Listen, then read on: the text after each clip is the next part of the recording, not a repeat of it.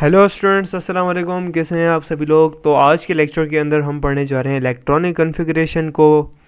मेरा नाम है करतार कुमार और आप ये लेक्चर देख रहे हैं अपने से प्यारे से चैनल फीटर का मंजन पर। मेक श्योर चैनल को सब्सक्राइब कर लें।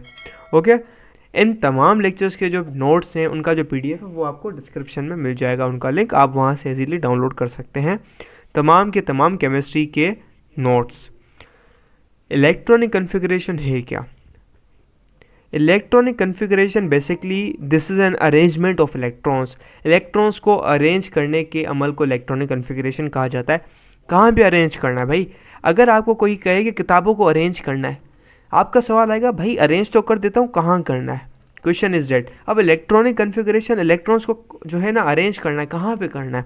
तो इलेक्ट्रॉन को जो कॉन्फ़िगर करना है वो करना है शेल्स के अंदर, सब शेल्स के अंदर एंड डीजेनरेटिव ऑर्बिटल्स के अंदर। ठीक है, इनके अंदर आपको डीजेनरेटिव जो ऑर्बिटल्स होते हैं, ठीक है, जिसके अंदर मैक्सिमम 2 इलेक्ट्रॉन आ सकते हैं, उनके अंदर इसके अंदर इनको कॉन्फ़िगर करना है, अरेंज करना है। ये होती है इलेक्ट्रॉनिक कॉन्फ़िगरेशन। इलेक्ट्रॉनिक कॉन्फ़िगरेशन में एक प्रिंसिपल होता है, रूल होता है, जिसको कहते हैं आउबर्ग प्रिंसिपल। वो कहता है कि इलेक्ट्रॉन्स की जो फिलिंग का पैटर्न है ऑर्बिटल्स में वो कैसे होता है। पहला किस में जाएगा, फिर जो नेक्स्ट आएगा वो किसके अंदर जाएगा, फिर वो कौन से के अंदर जाएगा, कौन से के अंदर जाएगा, कौन से सब शेल के अंदर जाएगा। ये रूल हमें क्या क्या बताता है? शेल्स के बारे में बताता है भाई, कौन से शेल के अंदर जाएगा, कौन से सब शेल के अंदर जाएगा। ये रूल हमें, इस रूल का एक बहुत बड़ा डिसएडवांटेज है, मतलब ये बताता नहीं है या इसकी कमी है। इस रूल की डिसएडवांटेज नहीं है, इस रूल की कमी है, वो है ये ऑर्बिटल के बारे में नहीं बताता। वो जो डीजेनरेटिव ऑर्बिटल होता है, डीजेनरेटिव ऑर्बिटल के बारे में नहीं बताता। अब डीजेनरेटिव ऑर्बिटल के बारे में कौन सा रूल बताता है? वो होता है हर्ट्ज रूल। हर्ट्ज रूल हमें बताता है डीजेनरेटिव ऑर्बिटल्स के बारे में। ये इस चीज़ को भुला दो कि डीजेनरेटिव ऑर्बिटल होता क्या है और हर्ट्ज रूल होता क्या है। ये आपको बिल्कुल नहीं पता और आपको जानने की कोई भी ज़रूरत नहीं है, तो आप इस चीज़ को भुला ही दें। अब देखें, इलेक्ट्रॉन की जो कॉन्फ़िगरेशन होती है वो होती है एनर्जी लेवल के ऊपर, एनर्जी के ऊपर। सबसे पहला इलेक्ट्रॉन कहाँ जाएगा? जिसकी लो एनर्जी से लेकर हाई एनर्जी तक ऑर्डर की फिलिंग होती है। ठीक है, अब ऑर्डर में समझाता हूँ आपको कैसे। आपको ऐसे लिखना है 1s 2s 2p। भाई 2 के अंदर 2 सब शेल्स होते हैं, 3s 3p। ऐसे फिल करते जाना है आपको, 3s 3p।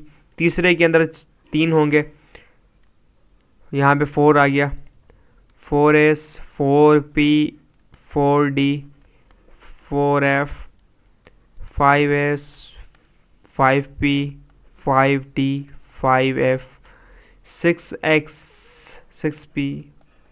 तो ये ऑर्डर है, ये ऐसे शेल्स हैं। पहला ये एक, पहले शेल के अंदर 2, एक सब शेल है, दूसरे के अंदर 2, तीसरे के अंदर 3, चौथे के अंदर 4, पांचवे के अंदर बेटा अभी तक 4 है, पांचवा भी मतलब आ गया तो मिल ही जाएगा, टेंशन ना लो बेटा। बात सुनो, अब एक बात समझो, ऑर्डर इसका ऐसे चलता है, याद रखना है। ऐसे सब बना लो, इधर एक एरो बना दो, आपका काम वीआईपी हो जाएगा। फिलिंग का ऑर्डर आपको मिल जाएगा वीआईपी तरीके से। जस्ट आपको इस एरो को फॉलो करना है, आपको सारा का सारा ऑर्डर मिल जाएगा कि फिलिंग कैसे होती है। ठीक है, ये एक प्रॉपर ऑर्डर है फिल करने का। फिल कैसे होगा? इस एरो को फॉलो करना है। पहले 1s पे एरो आया, 1s फिल होगा। ठीक है, फिर ये एरो किसके, दूसरा एरो 2s पे आया, 2s फिल होगा। 2s के बाद ये 2p पे आया एरो, अब इसी एरो को फॉलो करते जाना है। फिर 3s पे आया, उसके बाद किसी पे नहीं आया तो ठीक है। उसके बाद नेक्स्ट एरो पे आना है। नेक्स्ट एरो सबसे पहले किस पे आ रहा है? 3p के अंदर आ रहा है। फिर यही सेम एरो किस पे जा रहा है मेरी जान? 3d पे जा रहा है? नहीं, 3d पे दूसरा एरो आ रहा है। 3p वाला एरो किस पे जा रहा है? 4s पे। उसी एरो के पीछे आपने जाना है। ये एंड हो गया। अब नेक्स्ट एरो पे आना है 3d वाले एरो के ऊपर। वो नेक्स्ट एरो कहाँ जा रहा है? 4p पे। 4p वाला एरो क्या 4d पे जा रहा है? नहीं, 4p वाला एरो जा रहा है 5s पे, you have to follow this. ये देन आपके पास 4d वाला एरो 5p पे गया, 6x पे गया, फिर 4f 5d 6p 7s, then 5f 6d 7p and 8s होगा अगर हुआ, 6f 7d 8p 9s and so on. आपको एरो को जस्ट फॉलो करना है, बिकॉज ये एरो हमें एनर्जी लेवल का बताता है, एनर्जी लेवल का पूरा बताता है कि भाई 3p की एनर्जी के बाद जो एनर्जी होती है वो 4s की होती है, और 4s से जो ज़्यादा एनर्जी होती है वो 3d की होती है, 3d की होती है एनर्जी। समझे? ये आउटबाउ प्रिंसिपल है, आप फॉलो कर लें, आपको वही एज इट इज सीक्वेंस मिलेगी, 3s 3p 4s then 3d then 4p। Each orbital has a fix capacity for maximum number of electrons accommodated. S orbital है जो है s orbitals have the capacity of 2 electrons. S के अंदर 2 आ सकते हैं, P के अंदर 6 आ सकते हैं, डी के अंदर 10 आ सकते हैं और एफ के अंदर 14 आ सकते हैं। हर ऑर्बिटल की अपनी अपनी कैपेसिटी है। ये आपको ये लाइन बताती है कि किसके अंदर क्या कैपेसिटी है, हर चीज़ की गुंजाइश होती है मेरी जान। Use this concepts we can determine the electronic configuration of the given element. ये जो कॉन्सेप्ट मैंने आपको बताया, इससे आप इलेक्ट्रॉनिक कन्फिग्रेशन मालूम कर सकते हैं किसी भी एलिमेंट की। मैं आपको कहता हूँ मालूम करो किसकी, Na की। सोडियम का होता है 11 एटॉमिक नंबर। अब आपको ये सीक्वेंस लिखनी है 1s 2s 2p 3s 3p 4s 3d। अब आपको इलेक्ट्रॉन्स फिल करते जाने आराम आराम से, प्यार प्यार से। 2 यहाँ आ गए एस के अंदर, 2 यहाँ पे आ गए, 6 यहाँ पर आ गए, देन 2 यहाँ पे आ गए। कितने हो गए? 10 और 12। 12 तो होते ही नहीं है, मतलब 3s के अंदर 1 आएगा। इसको हटा दो सबको। ये इलेक्ट्रॉनिक कन्फिग्रेशन आ गई सोडियम की। इलेक्ट्रॉनिक कन्फिग्रेशन भाई 11 इलेक्ट्रॉन्स है ना, आप इनकी जो एक्सपोनेंट्स का जो सम निकालोगे वो भी 11 आएगा। इन सब का सम 11 आएगा। 2 2 6 1। Sounds good? ओके। अब आगे जो बात कही गई है ब्लॉक ऑफ एन एलिमेंट। अब इस इलेक्ट्रॉनिक कन्फिग्रेशन से कुछ जादू कर सकते हैं आप लोग, वीआईपी वाला जादू। आपको नहीं पता सोडियम किस ब्लॉक का है, आपको नहीं पता किस पीरियड का है, ये आपको नहीं पता किस ग्रुप का है, ये यू डोंट नो ग्रुप कौन सा है, पीरियड कौन सा है, ब्लॉक कौन सा है। भाई जो सारी टर्म्स मैं बता रहा हूँ ना, इसको केमिस्ट्री के लिहाज से ही लेना। ये ग्रुप की टर्म, पीरियड की टर्म, ब्लॉक की टर्म, अदरवाइज बाकी सारे कॉन्टेक्स्ट में इनकी अलग से अलग मीनिंग्स आ रही होती हैं। So be serious. 1s2 2s2 2p6 3s1। इससे आपको, अगर आपको सोडियम की इलेक्ट्रॉनिक कन्फिग्रेशन पता है, मतलब इसके पास कितने नंबर ऑफ प्रोटॉन्स हैं, आपको क्या पता है? 11 नंबर ऑफ प्रोटॉन है इसके पास, मतलब 11 ही इलेक्ट्रॉन है। इससे आपको इसको ब्लॉक, पीरियड, ग्रुप पता चल सकता है। और जब आपको किसी भी चीज़ का पीरियड, ग्रुप और ब्लॉक पता चल जाए, मतलब ग्रुप ही पता चल जाए, तो आपको सारी प्रॉपर्टीज़ इसकी पता चल सकती हैं। हो गया हमारा काम। हमने पीरियोडिक टेबल क्यों बनाया? हमें प्रॉपर्टीज़ मालूम करनी थी। अब हमें सिर्फ एक चीज़ पता है, एटॉमिक नंबर Z पता है हमें, उससे हम हर चीज़ निकाल सकते हैं। अभी मैं आपको बता देता हूँ।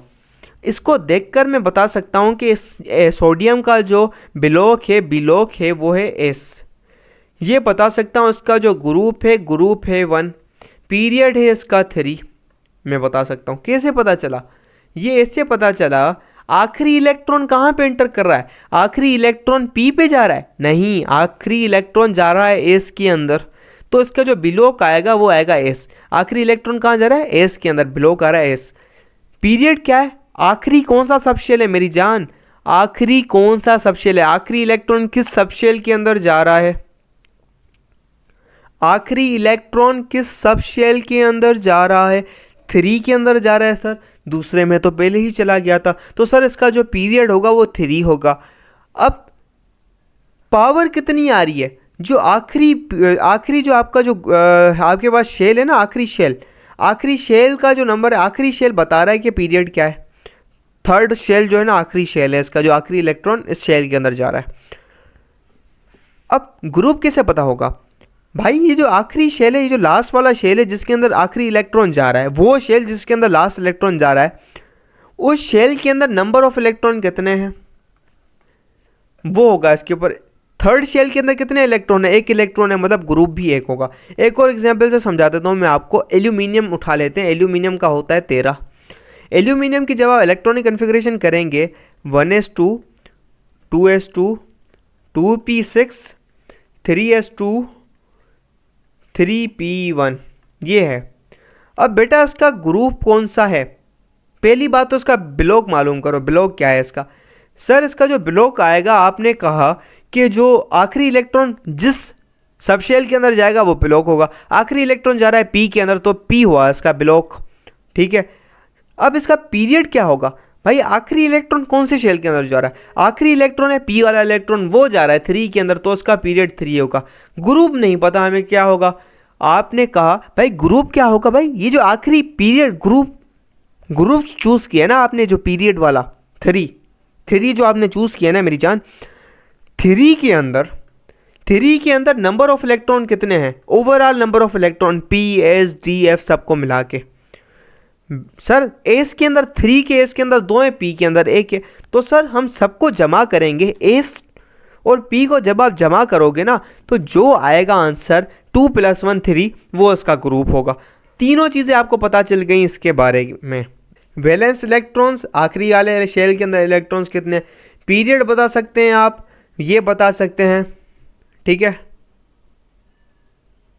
बुक वालों ने भी इत्तेफाक से सोडियम की एग्जाम्पल दी हुई है। मुझे आइडिया नहीं था, मैंने तो ऐसे ही बुक को पढ़ा ही नहीं था, मैंने तो ऐसे एग्जाम्पल दे दिया आपको सोडियम की। सोडियम के बाद मैंने आपको एक और केस दिखा दिया जो कि था एल्यूमिनियम का, जिसके अंदर एस भी आ रहा था पी भी आ रहा था। मुझे दोनों दिखाने थे, वरना मैं मैग्नीशियम भी दिखा सकता था। मैग्नीशियम में एस आता, आखिर में पी नहीं आता और आपको समझ में नहीं आता। यही बात कही जा रही है इसके अंदर, आप पढ़ लें। थोड़ा नहीं समझ आए कमेंट कर लीजिएगा, इसको और मज़ीद अच्छे तरीके से आपको समझा दिया जाएगा अगर कोई प्रॉब्लम आती है अभी भी। एल्यूमिनियम का आपको पता चल सकता है, जो कि मैंने आपको स्ट्रेटेजी बताई है। एल्यूमिनियम का केस है भाई, पढ़ लो उसको, वही चीज़ जो मैंने आपको कॉन्सेप्ट समझाई है। कॉन्सेप्चुअल है, इतनी बड़ी करने की कोई ज़रूरत नहीं है। इलेक्ट्रॉनिक कन्फिग्रेशन क्या है, वैलेंस शेल लिखना है, ये एन क्या है, ये क्या है। एन कहते हैं भाई नंबर ऑफ शेल बताता है। एन प्रिंसिपल क्वांटम नंबर होता है जो कि नंबर ऑफ शेल बताता है, कौन सा नंबर शेल है। KLMN, के के लिए n की वैल्यू 1 है, L के लिए 2, M के लिए 3, N के लिए 4, P के लिए KLMN, O के लिए 5 है, P के लिए 6 है, सो ऑन। ये असेसमेंट है भाई, कर लेना, सब आपका होमवर्क है, कर लीजिएगा इसको। आगे इलेक्ट्रॉनिक कन्फिग्रेशन के अलावा कोई कॉन्सेप्ट है। S and P blocks in the periodic table. भाई पीरियोडिक टेबल के अंदर एस एंड पी ब्लॉक क्या होते हैं?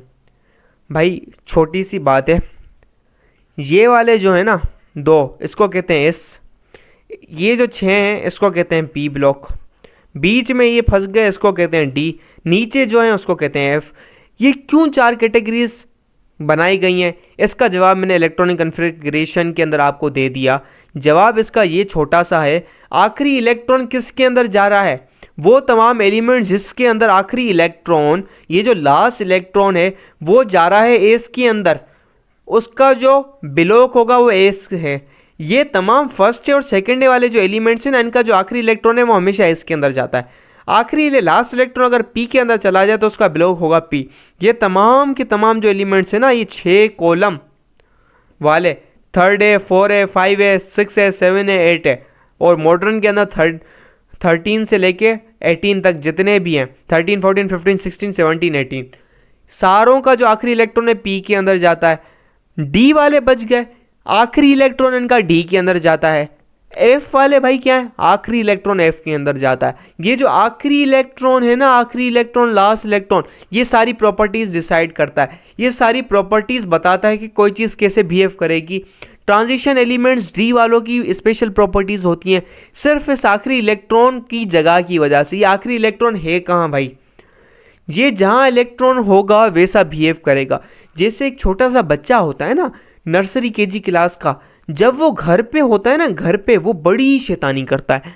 अगर उसको आप स्कूल के अंदर ले जाएं, स्कूल के अंदर चुपचाप शांति से बैठा होता है, क्यों? क्योंकि हेडमास्टर के पास होता है डंडा, और ट्यूशन वाली बाजी के पास थप्पड़ों की वजह से डरा हुआ होता है। किसी मेहमान के घर पे चला जाए तब भी वो चुप होता है, लेकिन उसकी अलग क्राइटेरिया होता है, मेहमान के घर पे अलग जलवे दिखाता है। लेकिन स्कूल के अंदर अगर हेडमास्टर खतरनाक हो, स्ट्रिक्ट हो, मैडम बजाने वाली हो, तो बच्चा इतना जो है ना सुकून में रहता है, इतना जो है डर डर के काम कर रहा होता है, बिल्कुल मासूमाना अंदाज से, जैसे बड़ा फर्माबरदार बच्चा। और उसको घर पे जाके तुम देखोगे ना, अबे घर का सत्यानाश करके बैठा हुआ होता है, तोड़ फोड़, रिमोट सारे उसने तोड़े हुए होते हैं घर के, और जो है टीवी उसने तोड़ा हुआ होता है घर का, जो प्लेटें उसने फेंकी हुई होती हैं, छुरियाँ उसने तोड़ी हुई होती हैं, खिलौने उसने तोड़े हुए होते हैं, अब्बा को तंग उसने किया हुआ होता है। मतलब घर पे शैतान, स्कूल में क्या? बच्चा तो वही है, लेकिन है किस जगह पे वो मैटर करता है। इलेक्ट्रॉन मेरी जान वही है बेटा, इलेक्ट्रॉन वही है, ये है कहाँ वो मैटर करता है। स्कूल में है अलग प्रॉपर्टीज़, घर पर है अलग प्रॉपर्टीज़। तो भाई it matters where you are. एक गाना है अंग्रेज़ी का, आई रियली लव अलॉट, वो कहता है, उसकी जो मेन जो लाइन है ना, it matters where are you या where you are. This really sounds amazing. तो यही था हमारा आज का कॉन्सेप्ट। आपको SPDF का पता चल गया एंड हर चीज़ के बारे में बता दिया मैंने। जस्ट एक दफ़ा बुक को रीड आउट कर लीजिएगा और भी मज़े से आपको कॉन्सेप्ट क्लियर हो गए होंगे। तो मिलते हैं अगले लेक्चर के अंदर, तब तक के लिए bye bye, keep learning, keep exploring, खुदा हाफिज़।